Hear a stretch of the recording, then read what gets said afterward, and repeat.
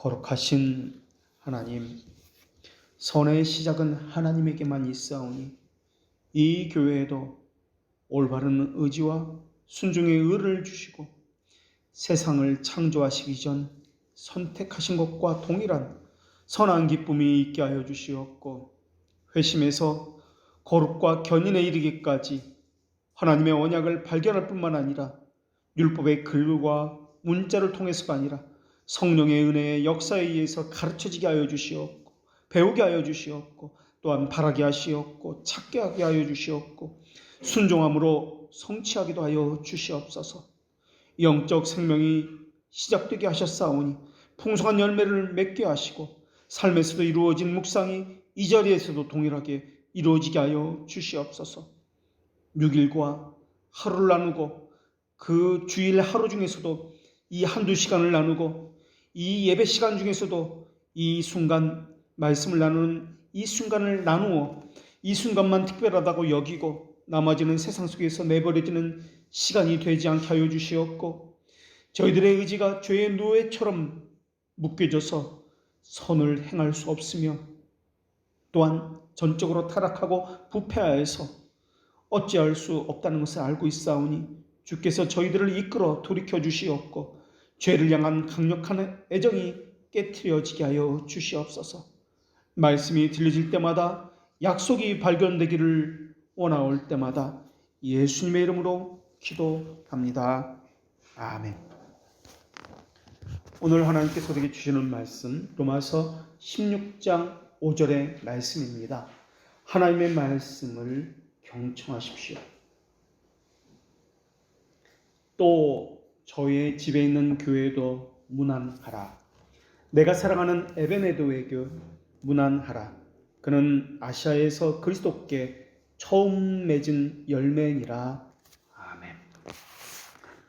오늘 본문에는 따로 떨어져야 할 것 같은 문장이 두 개로 구성되어 있습니다. 하나는 전반부에 나오는 것으로 저희 집에 있는 교회도 문안하라 라는 이 문장이고, 또 다른 하나는 그 다음에 나오는 내가 사랑하는 에베네도에게 문안하라 라는 이러한 문장입니다. 이 두 문장은 전혀 다른 문장처럼 보입니다. 그리고 이 본문만 보면은 에베네도 집에 교회가 있었구나 라는 생각을 얼핏 보면 하게 됩니다. 그런데 그 말이 아니라 이 집에 있는 교회에 문안하라 라는 말은 우리가 먼저 보았던 3절과 4절에 브리스길라와 아굴라 집에 있는 그 교회를 이야기합니다.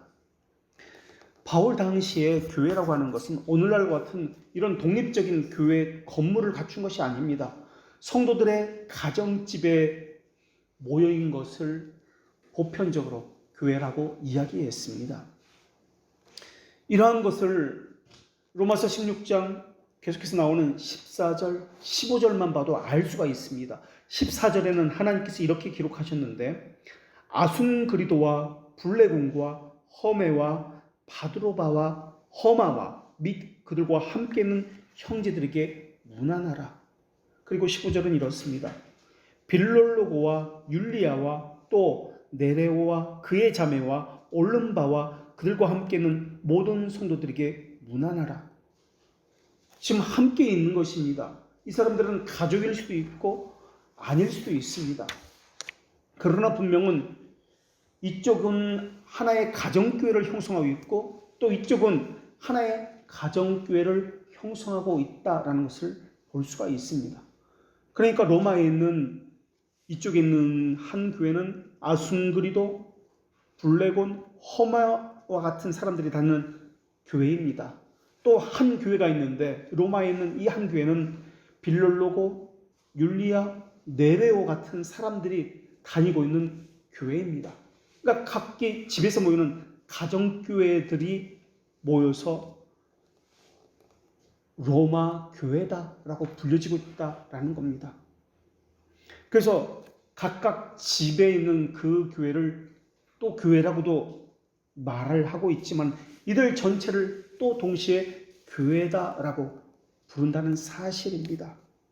그래서 16절에서는 그것을 그리스도의 모든 교회들에게 문안하라라고 말씀하고 있습니다. 그러니까 오늘 본문에서 말하고 있는 이 교회는 브리스길라와 아굴라의 가정교회 내에 있는 이러한 교회입니다. 그러니까 로마 전체 교회에 포함된 하나의 교회를 이야기하고 있는 겁니다. 성경에 보면 초대교회의 대표적인 가정교회들의 이름들이 나옵니다.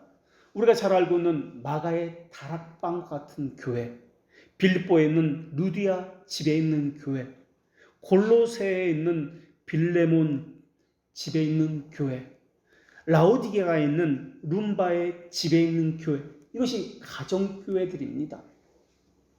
이들 가정교회는 홀로 떨어져서 자기들끼리만 신앙생활한 것이 아니라 서로가 다른 지역에 있는 교회들과 교제를 나누고 친밀한 관계를 유지했다라는 것을 볼 수가 있습니다. 오늘 본문에서도 그것이 보입니다. 그러니까 하나의 교회라고 이야기하지만 하나의 교회가 엄밀하게 말하면 또한 아닙니다. 각기 가정에 로마 지역에 하나, 둘, 셋, 넷, 다섯 각기 가정별로 교회들이 모였습니다. 그러나 이들은 서로가 모르는 이들이 아니라 하나의 교회인 것처럼 서로 교제를 나누고 있었다라고 보여집니다. 우리 교회도 하나의 교회이지만은 동시에 같은 신앙을 고백하는 다른 개혁교회 교인들과 서로 교제를 나누고 친밀한 관계를 가져야 하는 것이 하나님의 뜻이다라는 것입니다. 가정교회가 여기에 있고 여기에 있다라는 말의 의미는 우리가 여기서 또 발견할 수 있는 것은 유대교회 회당과는 갈라섰구나라는 것을 우리가 알 수 있습니다. 우리가 성경을 보면 바울의 예에서 보듯이 유대인의 회당을 찾아다니면서 전도했고 여기서 그리스도인들이 모였습니다. 그러다 보니까 유대인과 그리스도인들 사이에 충돌이 있으면서 자연스럽게 회당과는 떨어져서 집에서 모이는 교회로 발전했던 것으로 보여집니다. 브리스길라와 아굴라의 집에 있는 교회에 대해서는 성경에서 몇 차례 언급되었습니다. 그리고 지난주에 우리가 살핀 대로 고린도전서 16장 19절에서 특별히 언급하고 있습니다. 가정교회로 모였다는 것을 볼 때 기독교가 승인되기 3세기 이전에는 대략적으로 특별한 예배 처소로서의 예배를 위한 목적으로 교회를 가진 적이 없는 것으로 보입니다. 다만 그전에는 가정집에서 모였는데 그 사람들을 수용할 만한 충분한 크기의 집에서 모였던 것으로 보여집니다. 이 시대에 자기 집에서 예배를 드렸다, 교회로서 드려졌다라는 것을 생각할 때 이들의 신앙이 과연 어떠했을까라는 것을 우리가 미루어서 짐작해 볼 수 있습니다. 이 시대는 아직 네로 황제가 황제입니다. 그러나 특별한 대놓고 핍박의 시기는 아닙니다. 그렇다고 대놓고 믿어라 하는 시대도 아닙니다. 더군다나 로마 사회에서 기독교인들과 유대인들의 큰 충돌이 있어가지고 전임 황제 때 모두가 다 추방됐던 그런 일들이 있었습니다. 그러다 보니까 이미지가 그렇게 좋은 것이 아닙니다. 정부의 알력, 압력, 또 유대인들과의 갈등, 이러한 요소들은 여전히 그 사회에 남아 있습니다. 교회로 모였다. 그렇게 그 모임은 쉬운 모임이 아니었을 것입니다. 오늘날 우리의 생각으로 그 당시를 생각하면 안 됩니다. 이 당시는 오늘날처럼 주일이라는 개념이 공휴일의 개념이 아닙니다. 낮에는 일을 해야 합니다. 밤에 피곤한 몸을 이끌고 가정교회로 가서 예배하고 교제를 나누고 성찬을 해야 했던 시기였습니다. 오늘날 우리 가운데 어떤 사람들이 이렇게 이야기합니다. 내일 출근하려면 얼마나 피곤해. 좀 교회에서 많은 프로그램을 하지 말고 일찍 좀 끝내주지 라고 생각합니다. 이 당시 사람들의 생각은 어떠했을까요? 모르긴 몰라도 오늘날 우리보다 더 힘겹게 신앙생활을 하면 했지 못하지는 않았을 것이라고 보입니다. 로마 시대의 사람의 삶은 하루 일과는 동이 트기 전에 일어났습니다. 그리고 독립투쟁에 일어나서 빵과 물로써 아침 식사를 했습니다. 로마 시대의 사람들의 시간 개념은 정확할 수가 없었습니다.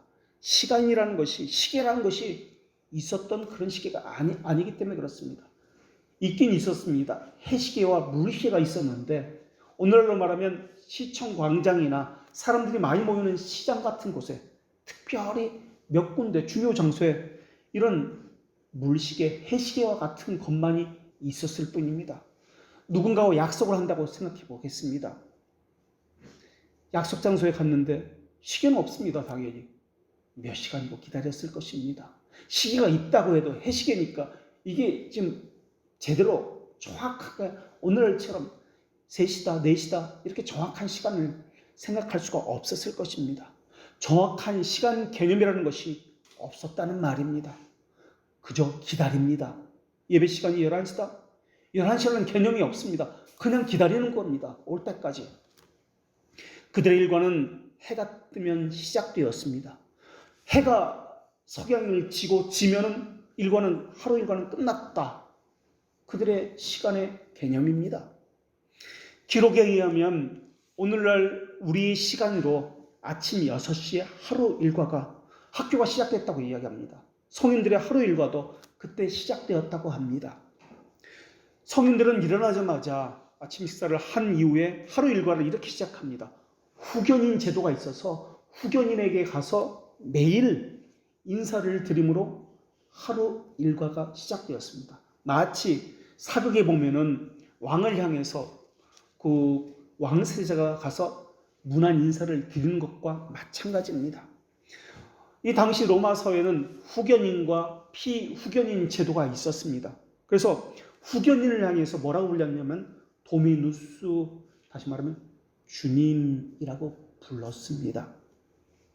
후견인은 자기보다 부유한 사람입니다. 명망 있는 사람입니다. 자기에게 도움을 줄 수 있는 어떤 사람 또는 조직을 이야기합니다. 그래서 후견인과 피후견인은 1대1의 관계가 있을 수 있지만 수십 대 1의 관계일 수도 있습니다. 또 피후견인은 한 사람이 아니라 여러 사람을 둘 수도 있었습니다. 로마 시대의 삶은 경제적인 것은 물론이고 정치, 전쟁, 국가적으로도 불안전한 시기였습니다. 내란과 전쟁이 언제 일어날지 모릅니다.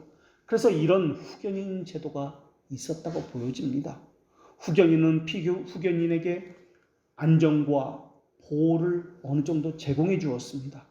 이들이 불이익을 당하면 법적에 휘말릴 때도 도움을 줄 수 있는 사람들이 후견이었습니다.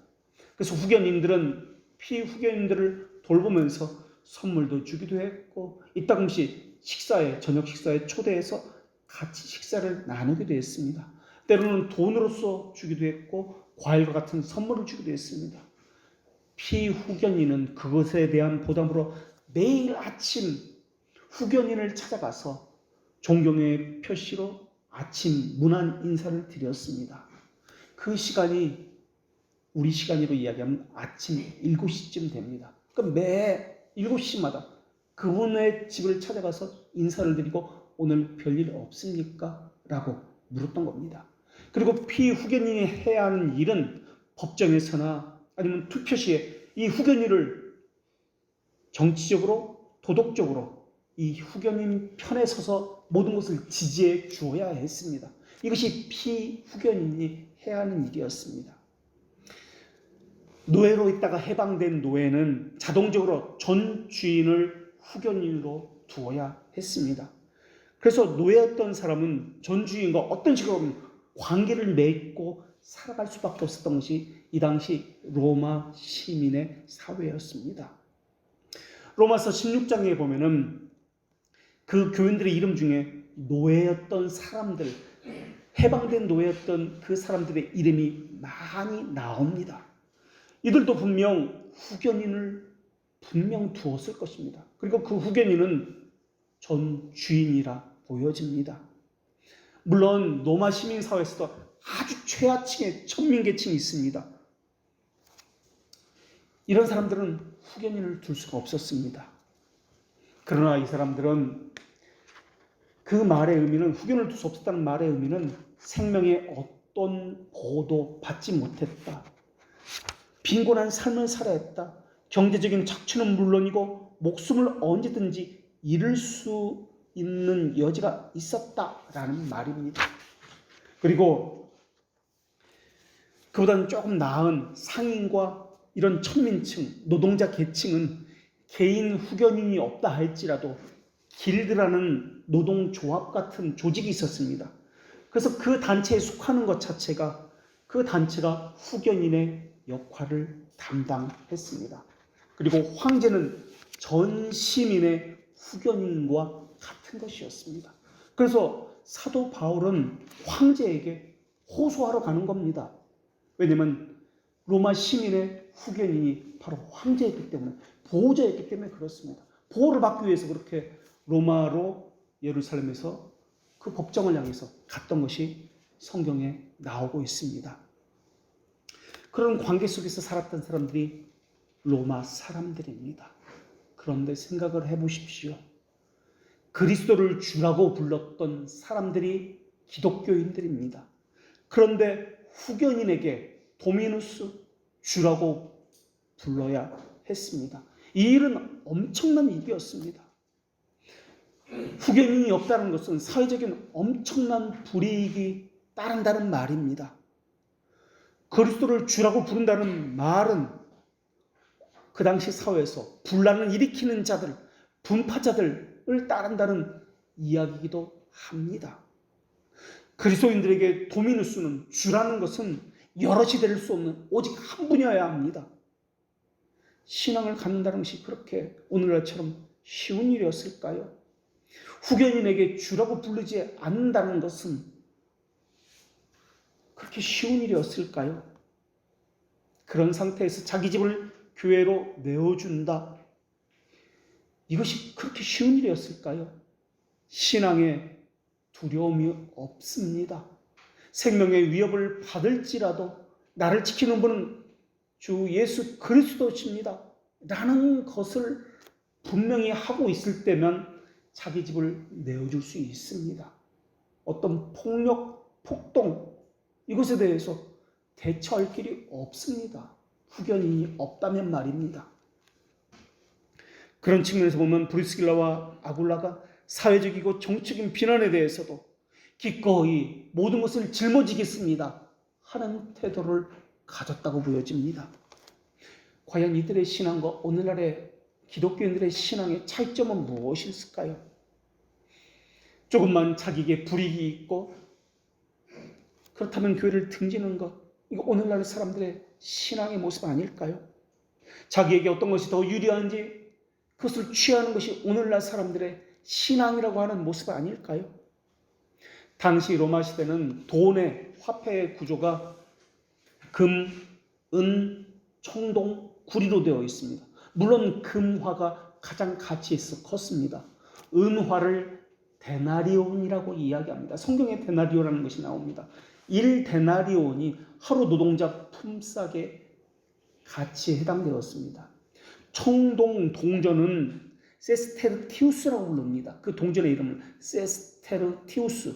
이것은 세스테르티우스는 4분의 1 데나리온의 가치를 가졌습니다. 로마 시대의 점심 식사의 값은 1세스테르티우스를 이 값으로 지불할 정도였습니다. 그리고 제일 밑에 동전의 이름이 아스라고 불렀습니다. 10아스가 1데나리온이었습니다. 그리고 모든 동전에는 우리가 알고 있는 대로 황제의 얼굴이 새겨져 있습니다. 그리고 그 황제를 주라고 그 뒷면에는 기록되어 있습니다. 그리고 로마 경제는 생산적인 경제가 아니었습니다. 세금에 의존하는 그런 경제 구조를 가지고 있었습니다.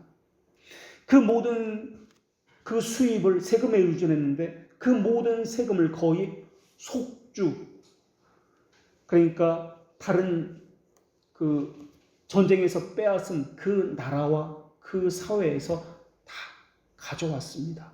그래서 로마인들의 주요 수출 품목은 평화다라고 주장할 정도였습니다. 평화를 수출 품목으로 그들에게 주었고 그들은 식민지화를 대가로 세금을 바친다. 이것이 로마인들이 생각하는 공정무역이라는 개념이었습니다. 그만큼 평화를 중시했던 사람들이 로마 시대 사람이었습니다. 그런 사회에 평화를 깨는 이들이 나타났습니다. 분란을 일으키는 이들이 나타났습니다. 실제 로마 사회의 분란을, 평화를 깨트리기도 했습니다. 그것이 그리스도인입니다. 그런 그리스도인들을 과연 좋게 볼 수 있었을까요? 그리고 로마의 밤을 생각해 보겠습니다. 지금처럼 가로등이 있었을까요? 얼마나 어두웠을지를 한번 생각해 보십시오. 2000년 전에 이 이야기입니다. 오직 달빛에만 의존해서 걸어가야 했습니다. 경찰과 같은 것은 존재하지도 않았습니다. 밤이면 범죄자들은 더 극성을 부렸을 것입니다. 당시 로마 사회에서는 로마 시민이 아니면 사람이 죽어도 관심을 두지 않았습니다. 왜냐하면 보호를 받을 수 있는 그런 인종이 아니기 때문에 그렇습니다. 수사도 관리들이 관심을 갖지 않았습니다. 이 시대에 더구나 낮에는 짐을 실은 마차들은 시내를 성문 안으로 들어올 수가 없게 법이 되어 있습니다. 그러니까 사람이 타는 마차는 다닐 수 있지만 짐을 실은 마차는 밤에만 들어올 수 있었습니다. 로마의 밤은 아주 어두웠습니다. 그러나 동시에 짐을 실은 일꾼들에 의해서 동시에 소란스러웠습니다. 그리고 그 짐을 탈취하려는 범죄자들로 넘쳐났습니다. 그래서 사람들은 해가 떨어지면 밖에 나가지 않았습니다. 문을 걸어 잠궜습니다. 그런 시대에 밤에 저녁에 교회 다닌다고요? 그게 과연 쉬운 일일까요? 범죄에 언제든지 노출되어 올 수 있는데 편안한 신앙은 아니었을 것입니다. 대놓고 전도도 못하는 시기에 이들은 그리스도인이 되었습니다. 대체 무엇 때문에 이들로 하여금 그리스도인이 되게 했을까요? 이것을 어떻게 설명할 수 있을까요? 목숨을 내놓고 신앙생활을 한다는 것, 어떻게 설명될까요? 당시에는 은행이라는 개념이 없었습니다. 현금을 쌓아둘 수 있을 만큼 그러한 부자라면은 은행의 개념 대신에 신전이 있습니다. 각기 신전 그 지하에 은행과 같은 역할을 하는 곳이 있었습니다. 그래서 신전 지하마다 돈을 보관하는 보관실이 있었고 그 보관실을 지키는 문지기들이 있었습니다. 거기에 돈이 다 몰렸습니다. 그런데 당시 사람들은 신전을 약탈하지는 않았습니다. 약탈 생각을 할 수가 없었습니다. 왜냐하면 신성모독이었고 로마 시민에서 이것을 가장 불명예로 여겼기 때문에 그렇습니다. 심지어 황제도 황궁에 자기 재산을 보관하는 것이 아니라 그 신전에 자기 개인 재산을 보관할 정도였습니다. 만약에 로마 시대 사회에 그리스도인이 부자였다면, 돈이 있었다면 돈을 맡기려고 이방 신전에 들어갔을까요? 그리스도인이 된다는 것은 그렇게 쉬운 일이 아니었습니다. 후견인에게 주라고 불러야 되는데 이것을 어떻게 해야 합니까? 돈이 있다면 신전에 가야 하는데 이것은 어떻게 해야 합니까? 돈 있는 수라고 불리지 않으려면 직업 선택에 있어서 그나마 길드가 좋은데 직업 선택의 폭도 그렇게 많아 보이지 않습니다. 모르긴 모르지만은 브리스길라와 아굴라 같은 사람도 천막을 만드는 그러한 직업을 가진 사람이기 때문에 이 길드에 속했다라고 보여집니다. 우리 같으면 이런 사회에서 신앙을 가질 수 있었을까요? 세례 받는다는 말은 당연히 순교한다는 말입니다. 그런 사회에서 세례를 받을 수 있었을까요? 지금 로마 교회를 이야기하고 있습니다. 이 로마 교회의 구성원들을 이야기하고 있습니다. 이 구성원들이 로마 시민이었을까요? 브루스길라와 아굴라가 로마 시민이었습니까? 에베네도가 로마 시민권을 가진 사람입니까? 에베네도를 이야기하고 있는데 이 사람은 이방인입니다. 그 밤에 교회 간다고요? 죽어도 그 누구 하나 거들떠보지 않는 사람, 바로 이 이방인입니다. 사도 바울은 처음 익은 열매다고 하면서 에베네도를 소개하며 문안인사를 하고 있습니다. 에베네도는 다른 성경에는 언급되고 있지 않습니다. 그가 아시아에서 첫 열매였다라는 사실 때문에 사도 바울에게는 에베네도가 아주 특별한 사람으로 기억됐는지도 모르겠습니다. 오늘 본문에서는 내가 사랑하는 에베네도라고 부르고 있습니다. 사실 내가 사랑하는 이라는 이 단어는 에베네도만 쓴 것이 아닙니다. 8절에 암블리라는 사람을 향해서도 내가 사랑한다라고 표현했고 9절에 스다고에게도 12절에 버시에게도 사랑하는 이라는 단어를 사용했습니다. 그런데 고린도전서 16장 15절에는 이런 기록이 있습니다. 형제들아, 스데바나의 집은 곧 아가야의 첫 열매요 또 성도 섬기기로 작정한 줄을 너희가 아는지라 내가 권고하노니. 아가야의 첫 열매가 스데바나라고 말을 하고 있습니다. 그리고 오늘 본문에서 아시아의 첫 열매는 에베네도다라고 말을 하고 있습니다. 아가야 지역은 수도가 고린도입니다. 아테나를 포함해서 그리스의 지금의 남부 지역을 아가야 지역이라고 이야기합니다. 이 아가야 지역, 고린도, 아테나를 중심으로 하는 이곳의 첫 번째 열매가 스데바나입니다 라고 이야기합니다. 그리고 여기는 헬라 지역, 그리스 지역이지만 에게해를 가운데 두고 그 건너편, 지금의 터키 지역입니다. 에베소를 수도로 하고 있는, 포함하고 있는 이 소아시아 지역의 첫 번째 열매가 오늘 본문에 바로 에베네도라고 이야기합니다. 오늘 본문에서 브리스길라와 아굴라와 함께 에베네도를 언급한 것으로 보아서 바울은 예루살렘으로 가기 위해서 브리스길라와 아굴라와 함께 에베소로 갔습니다. 그리고 에베소에서 헤어졌습니다. 이때 에베네도와 함께 브리스길라, 아굴라가 아마 로마로 오지 않았을까라고 보여집니다. 아시아의 첫 열매 에베네도라고 했으니까 에베소가 아시아입니다. 그 수도입니다. 여기서 첫 열매라고 했으니까 에베네도는 거기서 바울을 만나서 회심하지 않았나라고 보여집니다. 에베소에서 3년간 머물면서 전도했던 것이 바울과 또한 아굴라와 브리스길라입니다. 에베소가 아시아 지역이고 총독 관제가 있었던 수도였습니다. 그래서 거기서 첫 번째로 에베네도를 만나서 복음을 받아들이지 않았나 추측할 수 있습니다. 에베소서에서 있었던 일에 대해서 하나님은 사도행전 19장 10절에서 이렇게 말씀하셨습니다. 2해 동안 이같이 하니, 두란노 서원에서 2해 동안 이같이 하니 아시아에 사는 자는 유대인이나 헬라인이나 다 주의 말씀을 듣더라 라고 기록하고 있습니다. 에베네도는 이름을 보아서 유대인으로 보이지 않습니다. 에베네도는 찬양받다라는 뜻을 가지고 있는 이름입니다.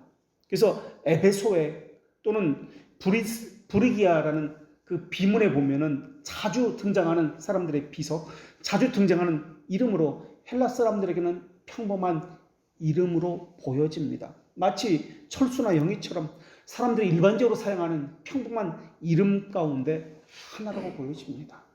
평범한 이름을 가진 사람이었지만 그의 삶은 특별한 삶이었던 것으로 보여집니다. 우리나라도 처음 믿은 사람에 대한 이야기들에 대해서 많은 이야기가 전해져 옵니다. 우리나라의 처음 선교사가 웨일즈 출신의 로버트 토마스 선교사입니다. 24살에 런던 선교사의 그 선교에 파송을 받아서 중국으로 오게 됩니다. 그러다가 우리나라라는 것을, 조선이라는 것을 알게 돼서 백령도에 와서 3개월 동안 머물면서 쪽 성경을 한 200권 정도 전했다라고 보여집니다. 그리고 3개월 동안 이 백령도에서 조선어를 배웠다라고 기록이 남아 있습니다. 그리고 다시 베이징으로 돌아가서 정식으로 선교 명령을 받고 1866년 8월 평양 대동강에 제너럴 셔먼호를 타고서 오게 됩니다. 이때 평양에서 이 배를 폭격해서 불에 타 겨우 대동강변에 수영해서 왔는데, 거기서 자기를 죽이려는 박충권이라는 그 관원에게 자기를 죽이기 바로 전에 성경을 주면서 바로 박충권이라는 사람이 회심해서 그리스도인이 되었다라는 이야기들이 있습니다. 그리고 토마스 선교사는 27살의 젊은 나이로 죽게 됩니다. 그리고 대동강변에 던져진 성경을 박영식이라는 평양 관리가, 당시에는 종이가 귀했던 터라 그 종이를 가지고 자기 집에 도배지로 사용해서, 어느 날 보니까 이 박영식이라는 사람이 눈을 뜨니까 성경만 보이기 시작합니다. 밥을 먹을 때도 성경이 보이고, 몸을 이리로 돌려도 성경이 보이고, 저리로 돌려도 성경만 보이면서 성경을 읽고 마침내 구원받게 되었다. 바로 그 자리가 널다리 교회고, 널다리 교회가 나중에는 이름을 바꿔서 장대현 교회가 되었다. 그리고 이 장대현 교회에서 평양 대부흥 운동 장소가 되었다는 이야기가 전해지고 있습니다. 한 교회의 개척 멤버다. 이것만 해도 엄청 귀한 일입니다. 그런데 그 지역의, 그 나라의 첫 열매다. 얼마나 귀한 일이겠습니까? 그에 따라 얼마나 수많은 이야기들이 전해지고 있겠습니까? 아마도 모르긴 모르지만 드라마틱한 간증거리 한두 개쯤은 가지고 있었을 것입니다. 바울에게 복음을 들었습니다. 바울을 따라다녀 봤습니다. 그러면서 수많은 이적과 기적들을 직접 몸으로 겪었습니다. 에베소에서 바울은 총 3년간 사역을 했다라고 기록하고 있습니다. 그리고 두란노에서는 2년간 매일매일 성경 공부를 소위 말하는 무지 빡세게 시켰다라고 그렇게 전해지고 있습니다. 첫 번째 열매이니까 아마도 모르긴 모르지만 두란노 서원에서 2년 동안 매일같이 교리 공부를 했다라고 보여집니다. 그리고 3년간 바울과 함께 신앙생활하면서 바울에게서 신앙을 받았다라고 보여집니다. 그리고 두란노 소원에서 사역 이후에 성경은 또 이렇게 기록하고 있습니다. 사도행전 19장 11절입니다. 두란노에서 매일 강론을 했다는 것을 이어서 이렇게 말씀합니다. 하나님이 바울의 손으로 놀라운 능력을 행하게 하시어 심지어 사람들이 바울의 몸에서 손수건이나 앞치마를 가져다가 병든 사람에게 얹으면 그 병이 떠나고 악귀도 나가더라. 에베소에서 일어난 일입니다. 에베소에서 아시아의 첫 열매였던 에베네드도 분명 그 자리에 있었고 그것을 보았고 최소한 그 소식을 들었을 것입니다. 그리고 에베소에서는 큰 소동이 있어서 바울이 죽을 뻔했던 그러한 경험도 있었습니다. 에베네드를 소개할 때 뭐라고 소개합니까? 우리는 함께 목숨을 걸었던 역전의 용사다. 그런 말 전혀 없습니다. 우리가 어떻게 만났고 에베소에서 어떻게 복음을 전했고 어떻게 에베소에 교회를 세웠는지 그런 이야기 전혀 없습니다. 사도 바울은 디모데에게 목회란 이런 것이다 라고 조언을 해주었습니다. 이때 사도 바울은 디모데에게 귀신을 쫓아내봐라. 교회가 부흥한다. 방언은 어떻게 해야 하고 병은 어떻게 고치는 것이고 이런 이야기 단 한마디도 해준 적이 없습니다. 바울은 디모데에게 교회를 어떻게 해야 하는지에 대해서 이렇게 설명합니다. 읽는 것과 권하는 것과 가르치는 것에 전념하라. 디모데전서 4장 3절의 말씀입니다. 목회자의 자질은, 목회자가 해야 하는 일은 교회를 부흥시키는 것도 아니요, 병을 고치는 것도 아니요, 귀신을 쫓아내는 것도 아니고 읽는 것, 하나님의 말씀을 읽게 하는 것, 권하는 것, 가르치는 것에 전념하라. 일부분이 아닙니다. 이것만 전념하라라고 그렇게 말씀하고 있습니다. 에베네드를 지금 말하고 있습니다. 다른 이야기 없습니다. 그저 첫 번째 익은 열매다, 첫 열매다라고만 이야기합니다. 우리가 알듯이 처음에는 믿었는데 도중에 그만둔 사람을 첫 열매라고 말하지 않습니다. 그 신앙을 지금까지도 꾸준히 유지하고 있는 사람, 오히려 처음 믿을 때보다 더 성장한 사람, 이런 사람을 향해서 권면하고 추천하면서 첫 번째 이건 열매다라고 이야기합니다. 생명은 잘한다는 특징을 가지고 있기 때문에 그렇습니다. 말썽을 부리는 사람을, 사고만 치는 사람은 첫 열매다라고 말할 수 있을까요? 성경에서 첫 열매라고 할 때 이 첫 열매라는 말의 의미는 그냥 단순한 첫 열매를 말하는 것이 아닙니다. 가장 좋은 것, 하나님께 드려진 가장 좋은 것이라는 의미를 가지고 있는 것이 첫 열매입니다. 11조와 그런 개념이지 않습니까? 하나님의 것을 보여준다는 개념입니다.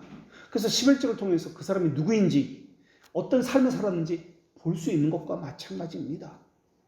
에베네들은 하나님의 것입니다. 구별된, 선택된 백성입니다. 그것을 단 한 단어로 첫 열매다, 처음 익은 열매다라고 그렇게 쓰고 있는 겁니다. 아시아에, 우리 이 한국의, 조선의 상징적인 인물과 같은 그런 사람이 에베네도다라고 이야기하고 있는 겁니다. 여러 사람을 첫 열매라고 말하지 않습니다. 그 딱 한 사람, 그 사람을 향해서 첫 열매라고 하는데 그게 바로 에베네도입니다. 그 나라의, 그 지역의 첫 열매입니다. 얼마나 많은 수고가 있었을까요? 성경에는 그러한 기록이 단 하나도 나오지 않습니다. 교회를 세우기 위해서, 그러니까 자기가 있던 그 에베소에 교회를 세우기 위해서 얼마나 많은 눈물과 고생을 했을까요? 많은 이야기가 필요 없었습니다. 미루어 짐작해 볼 수 있습니다. 바울과 같이 불신지옥 예수천당 띠를 띠고 전도도 하러 다녔을 것입니다. 바울 선생님이 가자는 대로 운전도 해주었을 것입니다. 뒷바라지도 해주었을 것이고, 험악한 사람들이 바울 선생님에게 해코지를 하고 험악하게 욕을 하고 그럴 때마다 뒤처리도 해주고 그러한 것들을 다 온몸으로 나갔었을 것입니다. 함께 교회도 세우고 전도하러 다니면서 별의별 일들을 다 경험했을 것입니다. 처음에는 교회 왔다가 간까지 교회를 향해서, 하나님을 향해서 다 내어줄 것처럼 하다가 하루아침에 도망간 배교자도 보았을 것입니다. 성격이 온전하지 못한 사람, 교회를 힘들게 하는 사람도 에베네들은 그 교회에서 다 경험해 보았을 것입니다. 심지어 교인이었는데 여기에 불법적인 모임이 있습니다. 관청에 신고를 해서 배신의 쓰러림도 에베네들은 경험해 보았을 것입니다. 얼마 되지 않은 우리 교회에서도 필요한 것이 한두 가지가 아니지 않습니까? 예배 의식에 관한 것은 물론이거니와 식사는 어떻게 해야 되지? 돌봐야 하는 것도 많이 있으며 못 받고 수리하고 고치는 것도 많이 있으며 행정적인 것도 있어야 하며 금전적인 거나 신경 써야 할 것도 너무나 많이 있습니다. 그런데 바울은 이러한 이야기에 대해서 일체 하지 않습니다. 단지 내가 사랑하는 사람이다라고만 말을 합니다. 에베네도의 신앙이 어땠는지에 대해서는 전혀 말을 하지 않습니다. 처음 맺은 열매, 이 단어 속에 이 수많은 이야기들이 다 담겨 있다고 보여집니다. 처음 맺은 열매라는 말의 의미는 또 이 사람은 지도자급의 사람입니다 라는 말도 할 수 있을 것입니다. 처음 맺은 열매라는 것은 그냥 정말 말 그대로 첫 열매를 말하는 것이 아닙니다. 처음 맺은 열매라는 것은 하나님에게 장자다, 하나님의 특별한 구별된 자다, 민족 전체를 대표하는 이러한 사람으로서 이 사람을 이야기할 때 사용하는 것이 처음 익은 열매입니다. 에베네도는 에베소를 대표하는 사람이었을 것으로 보입니다. 아시아 지역 전 교회를 대표하는 인물로 보여집니다. 또 레위기 2장 12절에서는 처음 익은 것으로 그것을 여호와께 드려라 라는 말씀이 나옵니다. 그러니까 처음 맺은 열매라는 이 개념은 희생제사, 희생제물과 관련을 맺는 단어입니다. 이것은 식물만 이야기하는 것이 아닙니다. 동물도 처음 낳은 것을 하나님 것이다 라는 말을 하고 있습니다. 사람을 포함해서입니다. 첫 번째 열매라는 뜻입니다. 처음 맺은 열매는 자기가 사용하기 위해서 하기 이전에 가장 먼저 구분되어서 하나님께 바쳐져야만 했습니다. 무엇이든, 그것이 무엇이든 좋습니다. 재능이든 은사든 자기 소유물이든 그것이 무엇이든 자기를 위해서 먼저 사용하면 안 됩니다. 하나님을 위해서 먼저 사용해야만 합니다. 그런 층에서 보면 하나님께 바친다라는 뜻을 가지고 있는 것입니다. 에베네도는 그 삶 전체가 하나님께 바쳐졌다라는 의미로서 처음 읽은 열매다라고 말을 하고 있는지도 모르겠습니다. 또 처음 익은 맺은 열매라는 것은 수확물을 이야기하는 것이 아니라 자신이 바쳐졌다, 다시 말하면 제사장이다라는 말의 의미를 가지고 있습니다. 우리가 알고 있는 대로 그리스도인의 삼중직 가운데 제사장직이 있습니다. 그리스도께서는 자신을 드려 하나님 백성을 주에서 구원했듯이 우리 역시 자신의 삶을 산제물로 하나님께 드리는 삶을 살아야 합니다. 제사장으로서 우리는 감사의 제물을 드려야 합니다. 그리스도와 우리의 제사장의 차이는, 그리스도는 속죄 제물로 자신을 드렸지만 우리는 감사 제물로 드려진다는 것에 차이가 있습니다. 신자는 적극적으로는 자신의 몸과 마음을 하나님이 기뻐하시는 거룩한 산 제물로 드려야 합니다. 소극적으로는 이 적극적인 산 제물로 드린다는 것을 다른 말로 영적 예배라고 이야기합니다. 그리고 소극적으로는 이 세상을 본받지 말아야 하고 마음을 새롭게 함으로 변화를 받아야 합니다. 이 말은 세상이 갖고 있는 것과 동일한 생활 태도를 갖지 말아야 한다는 말입니다. 세상의 방식대로 살지 말아야 한다는 말입니다. 그리스도를 닮기 위해서 또 성품적이고 인격적으로 내적인 변화가 있어야 한다는 말입니다.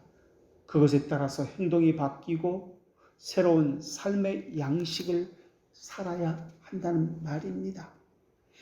그렇기 때문에 처음 맺은 열매는 신앙의 모범자에게만 사용할 수 있는 단어입니다. 그러니까 그런 면에서 에베네도는 아시아에 세워진 새 언약의 첫 번째요 제사장입니다 라는 말을 하고 있는 것입니다. 에베네도는 사도 바울이 3년간 에베소에서 사역했던 그 사역의 결정체입니다 라고 말을 하고 있는 것입니다.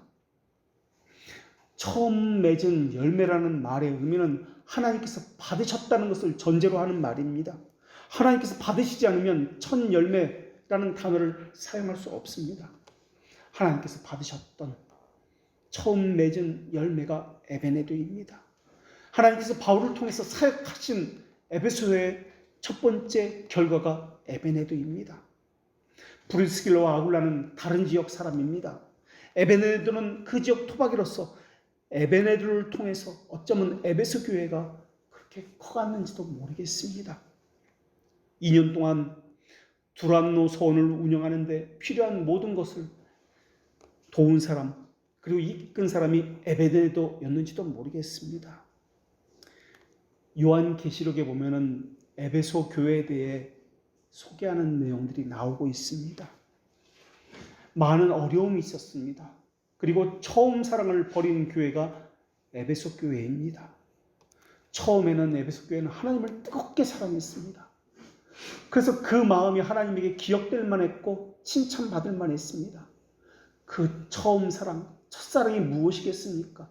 바로 아시아의 첫 열매인 에베네도와 같은 사람들의 수고와 눈물 아니었겠습니까? 에베소 교회가 또 칭찬받는 것이 있습니다. 니골라당의 행위를 미워한 것입니다.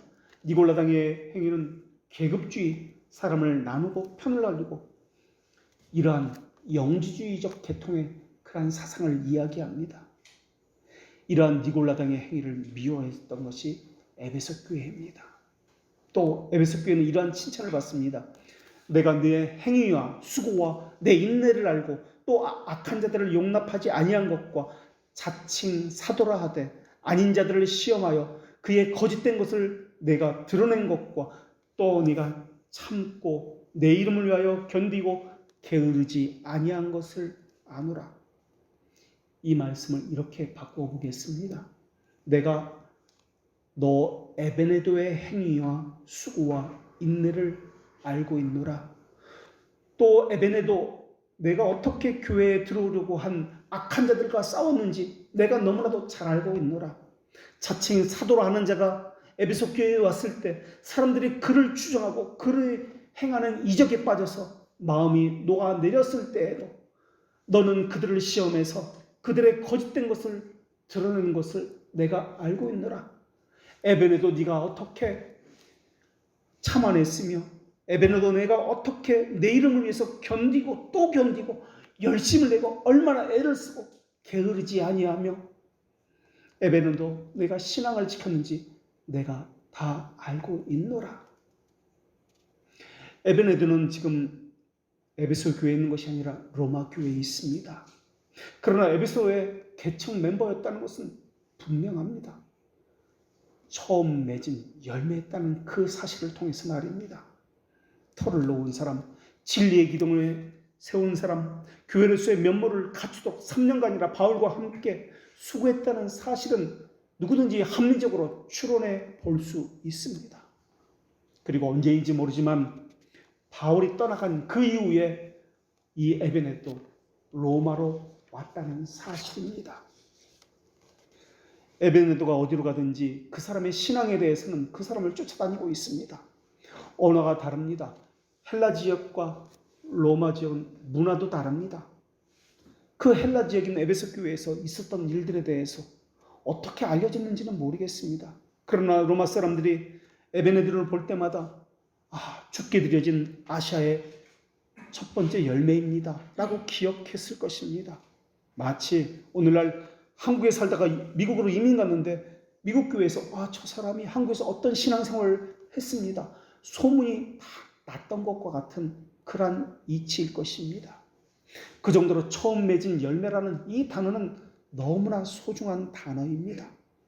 사람은 누구든지 처음 것, 처음 맺은 것, 처음 했던 것, 이 처음을 중요시 여기고 있습니다. 우리가 성경에서 이 첫 번째 열매라는 것을 기억할 때 6월절에 그 희생, 어린 양의 희생이 있고 그로부터 3일 후에 하나님께 드려진 땅의 소산이 처음 맺은 열매다라고 불렸다는 것입니다. 그러니까 예수 그리스도를 궁극적으로 보여주는 단어가 첫 열매다라는 이 단어입니다. 6월절은 예수님의 고난, 십자가의 순환을 예표합니다. 그리고 첫 열매라고 하는 것은 예수님의 부활을 예표합니다. 예수님의 부활의 첫 열매라고 이야기합니다. 그러나 이제 그리스도께서 죽은 자 가운데서 다시 살아나사 잠자는 자들의 첫 열매가 되셨도다. 하나님은 이렇게 말씀하십니다. 에베네도가 어떻게 믿었는지, 어떻게 구원을 받았는지 그 과정은 우리는 모릅니다. 그러나 아시아의 처음 맺은 열매라는 이 단어를 통해서 짐작할 수 있는 것들이 있습니다. 사도 바울은 에베소에서 2년간 두란노 소원에서 매일매일 사역했습니다. 에베네도는 분명 사도 바울에게 2년간 최소한 복음 교리를 배웠다라는 것을 추측해 볼 수 있습니다. 믿음은 들음에서 나옵니다. 들음이라는 것은 그냥 귀에 들려지는 것이 아니라 말씀 안에는 언약을 붙들고 이것을 심정에 새겨서 성령께서 역사하는 결과로서 삶에서 순종했다는 말의 의미입니다. 오늘 본문에서 사랑하는 에베네도라고 그렇게 기록하고 있습니다. 공적인 말 아닙니다. 객관적인 말이 아닙니다. 사랑하는 에베네도라는 것은 주관적인 것이고 애정 있는 표현입니다. 지금 사도 바울은 공적인 편지를 쓰고 있습니다. 그런데 개인적인 감정을 가지고 애정을 가지고 이야기하고 있습니다. 마치 에베네도만 보이는 것처럼, 나와 너의 관계만 있는 것처럼. 안부 인사말 가운데 어떤 사람에게는 3인칭의 단어를 써가지고 그라는 단어를 쓰지만 에베네도에게는 직접 말을 하고 있는 것처럼 다른 사람은 안 보입니다. 2인칭의 단어를 사용하고 있습니다. 아주 둘만의 친밀한 대화를 하고 있는 것처럼 말입니다. 에베네도는 처음 맺은 열매입니다. 그렇기 때문에 다른 사람들이 우러러보는 신앙의 뿌리와 같은 사람입니다. 신앙의 모범, 다른 사람이 문을 열고 들어가야 할 문과 같은 사람입니다. 교회의 기둥과 같은 사람이었고 다른 사람들이 믿고 의지할 만한 신앙을 가진 사람이었습니다. 에베네더는 브리스길라와 아굴라처럼 위로자와 보호자였을지도 모르겠습니다. 교회의 대변자와 같은 역할을 했던 사람으로 보입니다. 거울이 되는 사람, 인도자가 되는 사람, 다른 사람이 따라야 할 모범을 가진 사람, 그리고 사도 바울에게나 에베소 교회는 물론이고 로마 교회에 큰 덕을 끼치는 사람으로 보여집니다. 우리는 여기서 의문이 드는 것이 있습니다. 아주 평범한 헬라 사람이 어떻게 이러한 사람으로 변할 수 있었을까요? 어떻게 어디든 가든 기억되는 사람으로 변할 수 있었을까요? 무엇보다 사람에게 기억되는 사람이 아니라 하나님에게 기억되는 사람으로 변할 수 있었을까요? 우리는 어떤 사람이라면 이런 사람이라는 이미지는 이러한 것을 가지고 있습니다. 그러나 우리가 궁극적으로 말하고자 하는 것은 사람에게 받는 인상이나 이미지가 아닙니다. 하나님께서 어떻게 그 사람을 생각하고 있는가 하는 것입니다. 그렇게 변하기까지 하나님의 수고는 어떠했을까 하는 것입니다. 그러니까 우리가 관심을 가져야 하는 것은 사람이 아니라 하나님이라는 말입니다. 우리가 들어야 하는 것은 또한 전해야 하는 것은 목회자에 관한 것이 아닙니다. 그 교회 성도들이 어떠하다는 것을 전하고 듣는 것이 아닙니다. 그리스도에 대해서 들어야 하고 그리스도의 말씀을 또한 전해야 합니다. 오늘 본문에서도 사도 바울은 그것을 이야기하고 있습니다. 저 사람은 내가 맺은 첫 열매다 라고 말을 하고 있지 않다라는 것입니다. 그리스도께라는 단어를 써서 그리스도께 맺은 열매다라고 이야기하고 있습니다.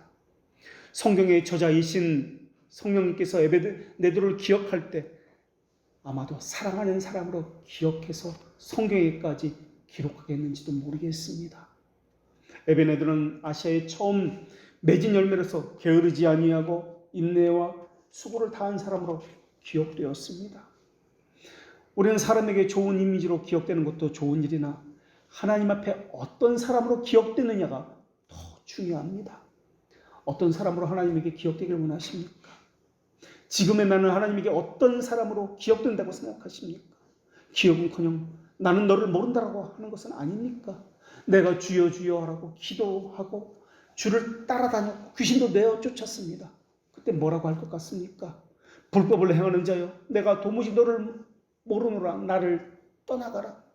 그렇게 말씀하시는 것은 아닙니까? 구원사역에 있어서 바울의 역할은 도대체 무엇이었단 말입니까? 에베네도가 아시아의 첫 열매로서 에베소 교회를 세우고 로마 교회를 성경에서 했던 그 에베네도의 역할은 도대체 무엇이었단 말입니까? 믿음에서 회심으로 기도에서 견인해서 교회를 섬기고 교회를 세우는 일에서 우리가 할 수 있는 역할은 도대체 무엇이란 말입니까? 아무것도 없습니다. 다만 하나님은 우리의 선천적 부패성을 치유하시고 고쳤다는 사실입니다. 우리는 교회를 위해서 이것도 했고 무엇도 했고 그렇게 이야기할 수 있습니다. 그러나 하나님께서는 우리를 고치기 위해서 그러한 것을 도구로 사용하신 것 외에는 없습니다. 그 수많은 과정 가운데 하나님은 우리의 궁핍을 즉각적으로 우리에게 계시하지 않으셨을 뿐입니다. 모든 것은 하나님이 하셨고 우리가 한 것은 우리의 부패성만 풍겨낸 것 외에는 없습니다. 하나님은 그것을 고치셨습니다. 수정하셨습니다. 그것을 위해서 얼마나 애썼는지 모릅니다. 그런데도 하나님은 우리에게 하나님이 행하신 일에 대해서 말씀하지 않으십니다. 그래서 교회를 위해서 정말 수고하는 사람은 나는 수고한 것이 없습니다 라고 고백을 합니다. 마치 하나님께서 그 수고를 우리에게 돌리신 것처럼 우리도 그 수고를 하나님에게 돌리고 있어야 합니다. 우리는 부패하고 돌처럼 굳은 심정을 의로 바꾸신 분은 하나님이십니다. 훈련시키고 인도하시고 우리 안에서 착한 일을 시작하신 일은 성령 하나님이십니다. 성령 하나님은 우리 안에 견인을 확인시키시고 우리로 하여금 하나님을 인지하게 만드셨습니다. 우리는 성령 하나님 때문에 참는 것을 배우게 되었습니다. 우리는 기다리는 법을 배우게 되었습니다. 우리는 자기를 부인하는 법을 배우게 되었습니다. 하나님을 먼저 고려하는 법, 최고의 가치로 여기는 법을 배우게 되었습니다. 이것이 바로 우리 안에서 성령 하나님께서 행하신 증거들입니다. 사도 바울은 에베소 교회 장로들에게 고별 인사를 전합니다. 어쩌면 에베소 교회 장로들 틈에는 에베네도가 있는지도 모르겠습니다. 최소한 사도 바울의 고별 인사가 무엇인지는 에베네도 에베소 사람이었으니까, 그 교인이었으니까 들었을 것입니다. 사도 바울은 내가 사도의 표지를 가졌는데 병을 고치는 것이다, 이적을 행하는 것이다, 놀라운 일들을 행했던 것이다, 이렇게 말하지 않습니다. 이렇게 이야기합니다.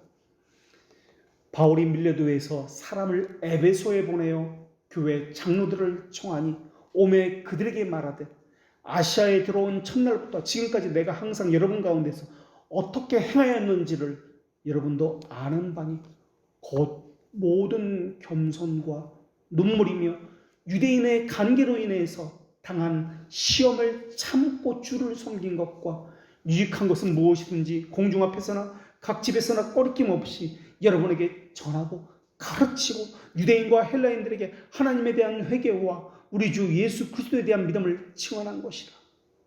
사도 바울은 사도의 표시를 이렇게 이야기합니다. 모든 겸손입니다. 눈물입니다. 사람들의 간계로 인한 시험, 그 모든 것들을 참고 견디고 그런데도 불구하고 주를 섬기고 전하고 가르친 것입니다. 유익이 되는 것은 무엇이든지 꺼리낌 없이 전하고 가르쳤습니다. 내 유익은 하나도 신경 쓰지 않았습니다. 다 베풀고 전했습니다. 성경을 뭐라도 하나 배우려면은 돈을 내야만 합니다.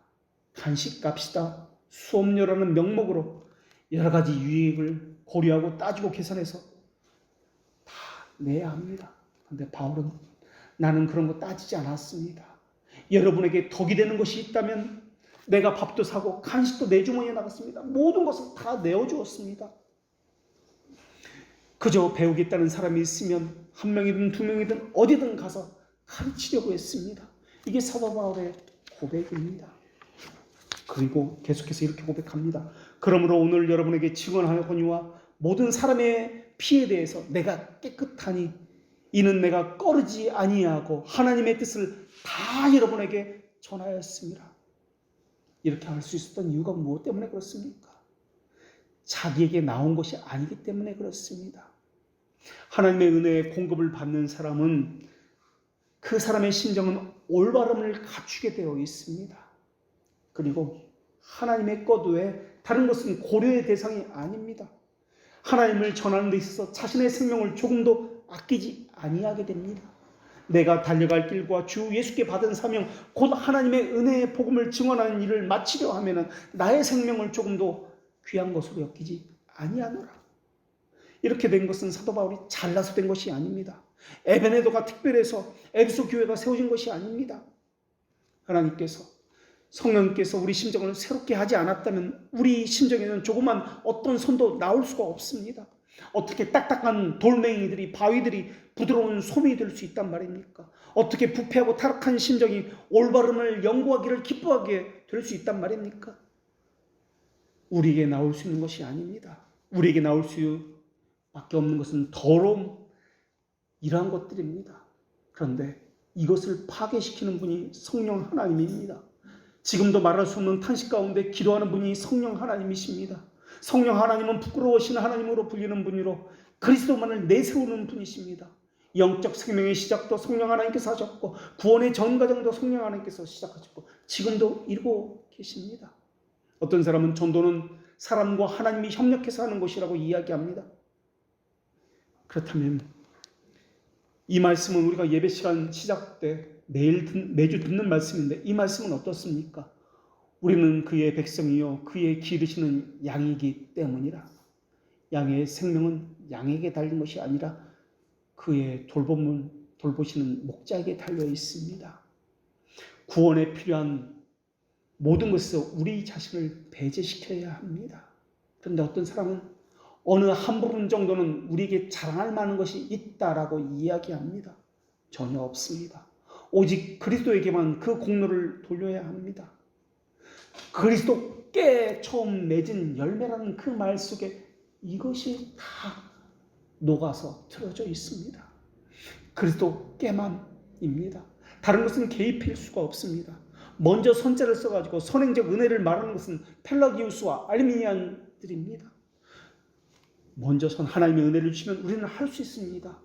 이것이 선행적 은혜입니다. 그렇지 않습니다. 우리의 타락한 의지를 수정하는 것도 성령 하나님이시고, 선한 것은 은혜의 결과이지 조건이 아닙니다.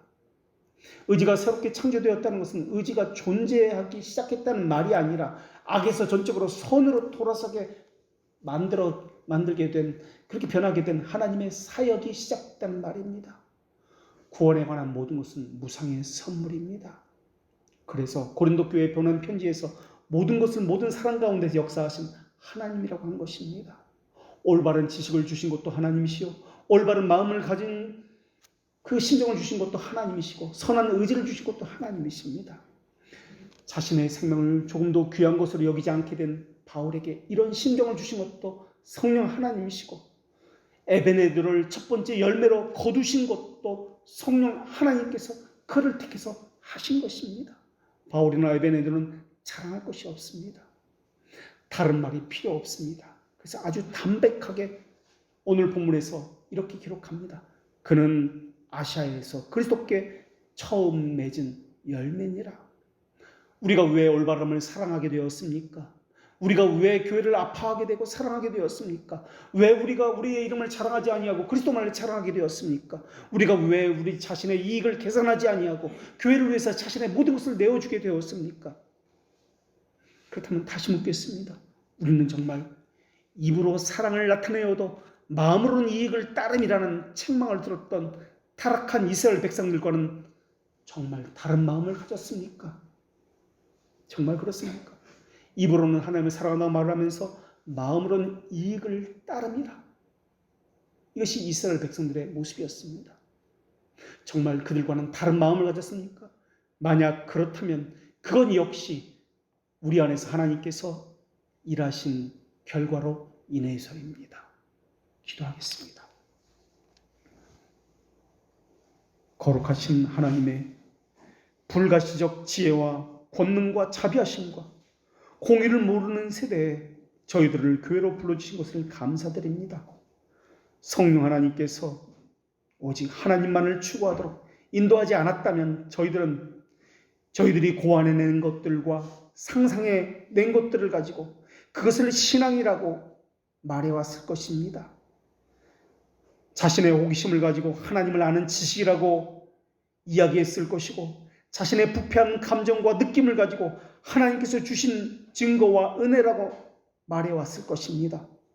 우화와 같은 것들, 세상의 철학과 같은 것을 가지고 믿음이라 해왔을 것입니다. 참된 평안의 열매를 맺어 참된 믿음으로 인도함을 받게 하신 것도 하나님이십니다. 이 교회를 불러주신 것도 하나님이시요, 이 교회를 세우신 것도 또한 성장하게 하고 이 교회로 사람을 불러주시고 처음 맺은 열매라고 불러주신 것도 하나님이시며, 또한 굳건하게 하시고 말씀으로 가르치신 것도 하나님이십니다. 주께서 이러신 결과로 에베네도와 로마 교회가 서게 된 것을 저희들 배웠습니다. 주께서 일하고 계신 것을 보게 하여 주시옵고, 그 안에서 언약을 인치시고 말씀하시고 계신 그 성령님의 일하심을 보고 배우며 감사하는 자들 되게 하여 주시옵소서. 예수님의 이름으로 기도합니다.